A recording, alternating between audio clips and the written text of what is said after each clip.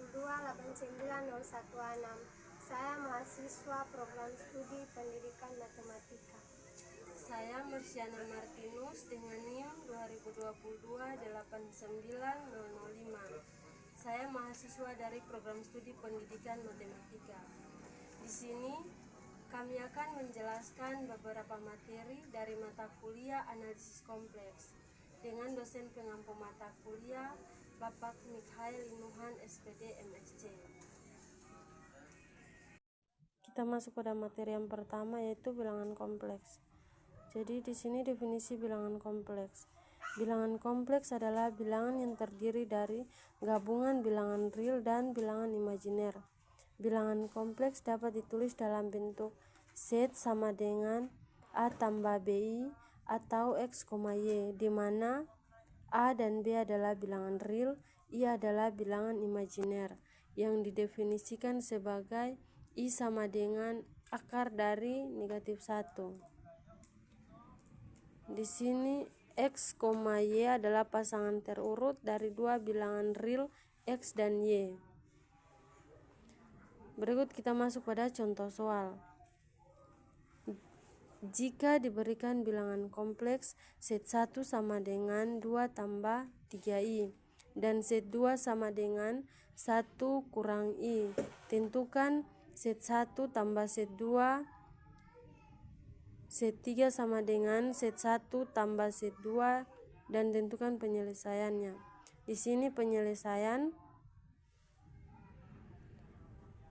Z1 sama dengan 2 tambah 3I adalah bilangan imajiner, Z2 sama dengan 1 kurang I.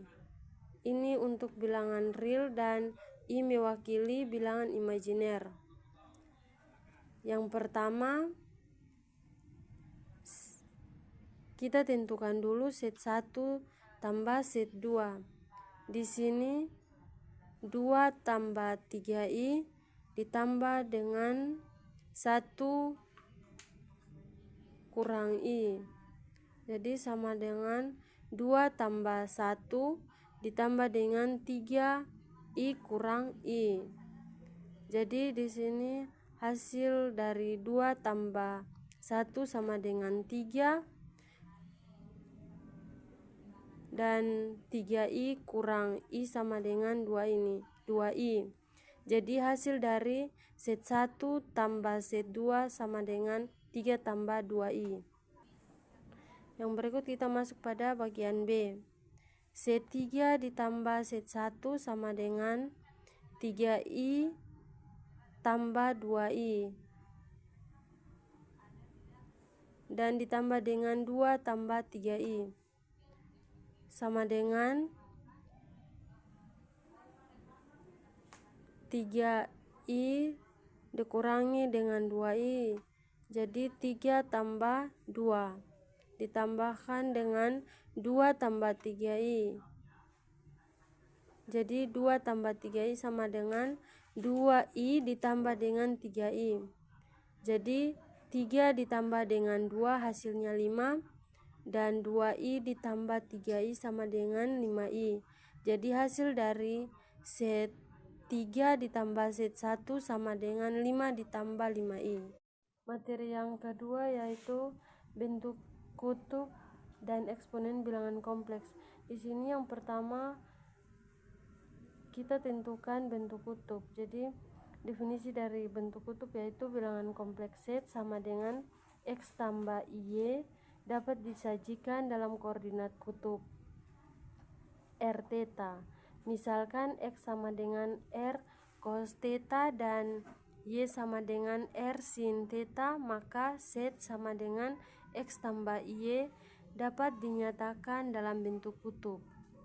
Z sama dengan R cos theta ditambah IR sin theta sama dengan R cos theta tambah I sin theta sama dengan R cos theta dengan R sama dengan modulus. Nilai modulus atau nilai mutlak Z sama dengan mutlak Z sama dengan akar dari X kuadrat ditambah dengan Y kuadrat. Theta sama dengan argumen dari Z sama dengan argumen dari Z. Yang berikut kita masuk pada contoh soal.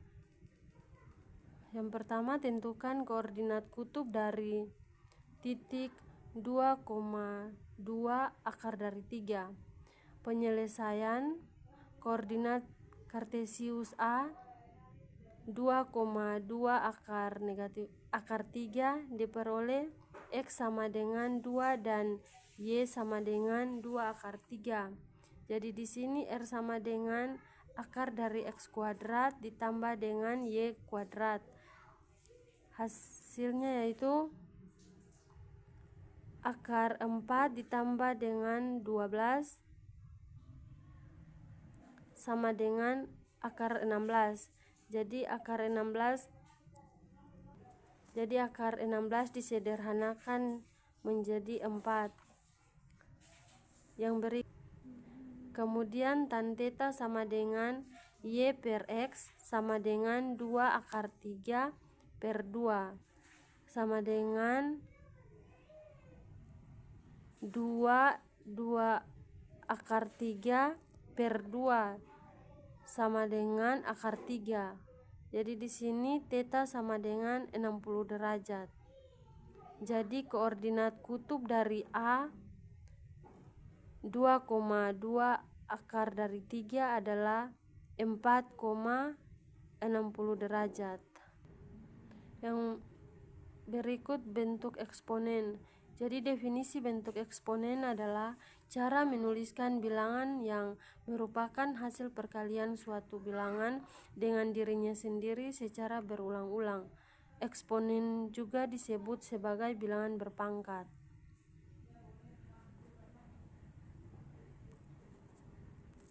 Jadi di sini ada contoh soal, tentukan hasil dari perpangkatan berikut. 2 pangkat 4 dikali dengan 2 pangkat 2 dibagi dengan 2 pangkat 3. Penyelesaiannya 2 pangkat 4 kali 2 pangkat 2 dibagi dengan 2 pangkat 3. Jadi 2 pangkat 4 kali 2 pangkat 2 bagi 2 pangkat 3 sama dengan di sini 2 pangkat 4 ditambah dengan 2 dikurangi dengan 3. Karena di sini ada perpangkatan 4, 2 dan 3, maka kita jumlahkan perpangkatan. Jadi 2 dipangkat dengan 4 ditambah dengan 2 dikurangi dengan 3. Hasilnya yaitu 2 pangkat 3. Jadi 2 pangkat 3 sama dengan 8.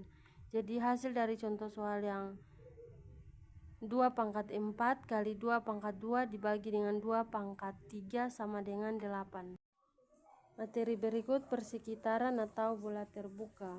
Definisi, jika P merupakan elemen bilangan real dan merupakan bilangan epsilon positif, maka himpunan dari P epsilon P adalah P epsilon negatif dan P epsilon positif. Dengan demikian, P epsilon negatif, P epsilon positif merupakan himpunan dari X elemen bilangan real dan P epsilon negatif kurang dari P epsilon negatif disebut sebagai persekitaran di titik P. Dengan demikian, epsilon disebut jari-jari persekitaran. Berikut kita masuk pada contoh soal. Diberikan P sama dengan A tambah B per 2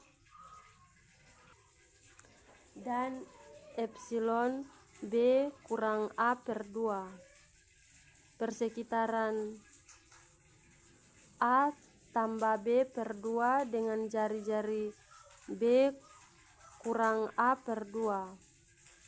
Penyelesaiannya P sama dengan A tambah B per 2 dan epsilon sama dengan B kurang A per 2. Diketahui V epsilon P sama dengan P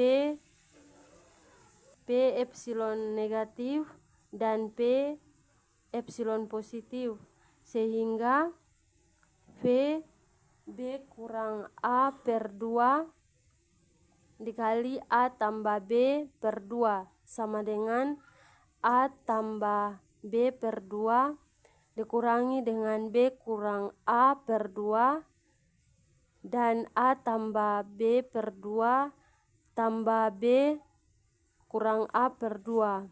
Maka V B kurang A per 2 dikali A tambah B per 2 sama dengan A tambah B kurang B tambah A per 2 dan A tambah B kurang A per 2. Maka V B kurang A per 2 kali A tambah B kurang B per 2 sama dengan 2A per 2,2B per 2. Maka V B kurang A per 2 dikali dengan A tambah B per 2 sama dengan A, B.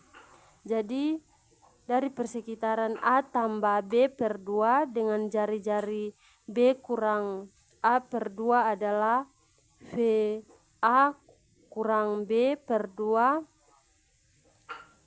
A tambah B per 2 sama dengan A, B. Masuk pada materi yang berikut, yaitu limit fungsi kompleks. Definisi limit fungsi. Limit suatu set sampai set 0 f set sama dengan L. Untuk setiap epsilon positif terdapat delta yang positif sedemikian hingga jika 0 kurang dari min klaks kurang dari delta, maka berlaku mutlak f set min L kurang dari epsilon. Ini adalah definisi dari limit fungsi. Untuk setiap epsilon positif terdapat delta positif. Artinya pada saat kita mengambil sebarang epsilon, di sini terdapat suatu delta, sehingga pada saat 0 kurang dari delta maka berlaku mutlak f set kurang dari L kurang dari epsilon.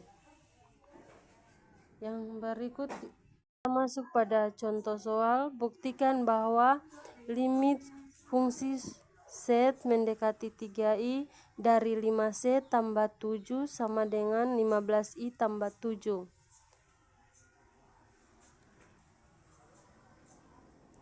Bukti, ambil sebarang epsilon positif, maka pilih delta sehingga 0 kurang dari mutlak set kurang 3i kurang dari epsilon.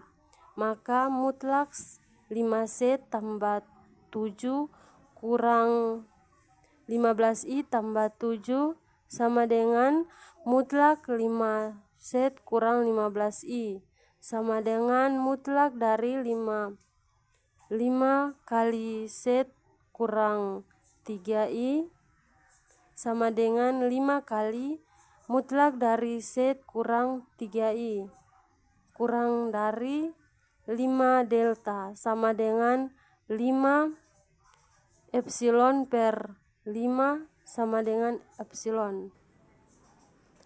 Jadi untuk setiap epsilon positif terdapat delta epsilon per 5 sedemikian hingga pada saat 0 kurang dari mutlak set min 3i kurang dari delta, maka di sini berlaku mutlak dari f set min L kurang dari epsilon.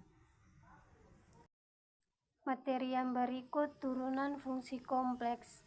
Turunan dari fungsi kompleks f pada titik set 0 dapat dituliskan dalam bentuk f aksen set 0. Dinyatakan dengan f aksen set 0 dari limit set mendekati set 0 dari f set kurang f set 0 per set kurang set 0. Misalkan Z kurang Z0 sama dengan delta Z, maka diperoleh Z sama dengan Z0 tambah delta Z dan Z mendekati Z0. Jika dan hanya jika delta Z mendekati 0, turunan fungsi f di Z0 dapat ditulis f sama dengan limit delta Z mendekati 0 dari f Z0 tambah delta Z kurang f Z0 per delta Z. Kita masuk pada aturan turunan. Jadi aturan turunan pada bilangan real berlaku juga pada bilangan kompleks. Yang pertama, D per dz kali C sama dengan 0. Kedua, D per dz kali Z sama dengan 1. 3, D per dz dikali dengan C Fz sama dengan C F aksen Z. 4, D per dz dikali dengan Z pangkat N sama dengan N Z dipangkatkan dengan N kurang 1. Dan Z tidak sama dengan 0.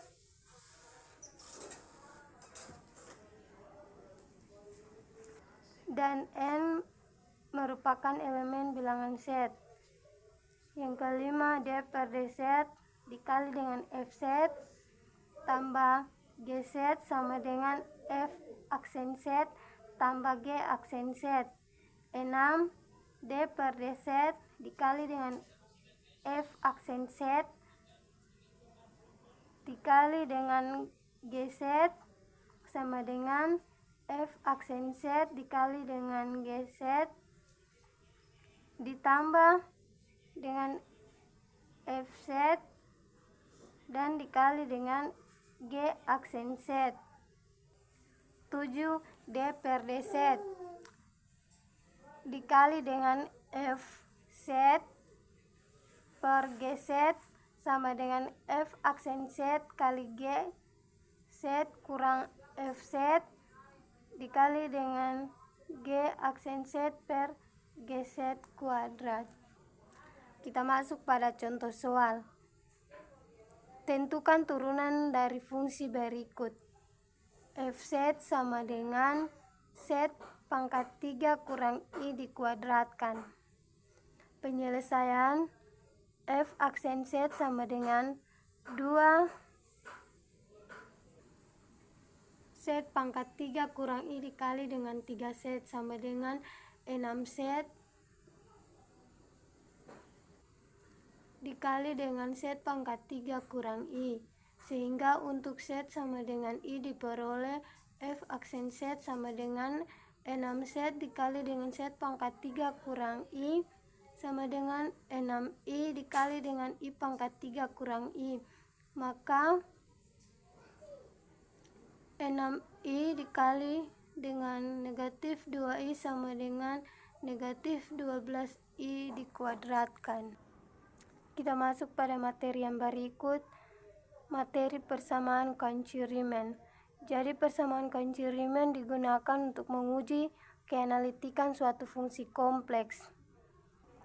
Jadi bentuk dari persamaan kunci Riemann adalah Ux sama dengan Vy dan Uy sama dengan negatif Vx, di mana Ux yang artinya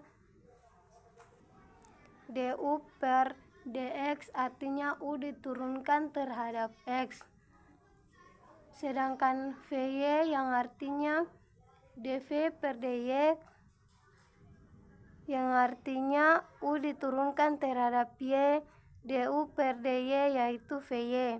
Kemudian Uy artinya du per dy artinya u diturunkan terhadap y. Kemudian Uy artinya du per dy artinya u diturunkan terhadap y. Dan negatif Vx berarti negatif dv per dx. Nah, ini yang dinamakan dengan persamaan kunci Riemann. Kita masuk pada contoh soal. Misalkan Fz sama dengan Z pangkat 2. Maka kita tentukan apakah Fz analitik untuk semua set. Penyelesaian Fz sama dengan Z pangkat 2. F X, Y sama dengan X tambah Y dikuadratkan sama dengan X pangkat 2 tambah 2XY tambah Y kuadrat Y kuadrat sama dengan X kuadrat kurang Y kuadrat ditambah dengan I 2XY. Dengan demikian UX sama dengan 2X, UY sama dengan negatif 2Y, VX sama dengan 2Y, VY sama dengan 2X memenuhi persamaan kunci Riemann. Karena UX sama dengan 2X, UY sama dengan negatif 2Y, VY sama dengan 2Y, dan VY sama dengan 2X memenuhi persamaan kunci Riemann, maka kita dapat menuliskan UX sama dengan VY sama dengan 2X. Jadi VZ sama dengan Z pangkat 2 analitik di semua set. Berikut fungsi analitik. Jadi suatu fungsi kompleks Fz dikatakan analitik pada set 0 bila turunan dari F ada pada set 0 dan juga pada lingkungan dari set 0. Jadi bila F analitik pada set 0, maka F analitik pada setiap titik dalam lingkungan tadi. Dengan demikian suatu fungsi dikatakan analitik pada daerah R bila F analitik pada setiap titik dalam R. Kadang-kadang disebut holomorfik. Bila set analitik pada daerah R, maka titik set dalam R, maka setiap titik set dalam R harus merupakan titik dalam dari domain definisi R. Karena titik tadi mempunyai lingkungan, jadi biasanya fungsi F terdefinisi pada suatu domain, sehingga bila suatu fungsi terdefinisi pada suatu cakram tertutup, set 1 misalnya, maka yang dimaksud di sini adalah bahwa F analitik pada suatu domain yang mengandung cakram tersebut.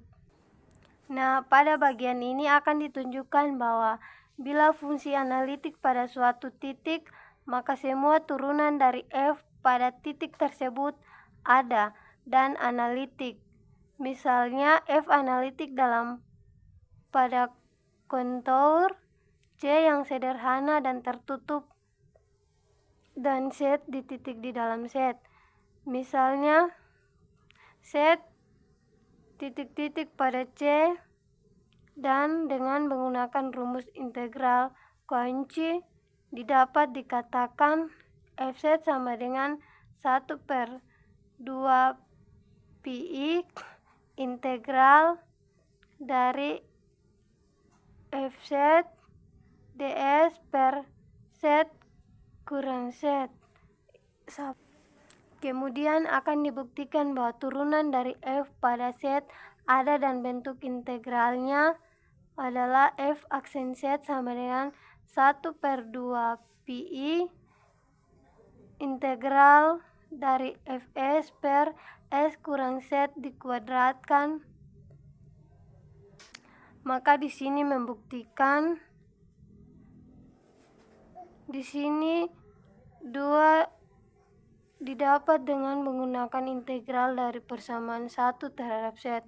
Hal ini dapat dibuktikan sebagai berikut.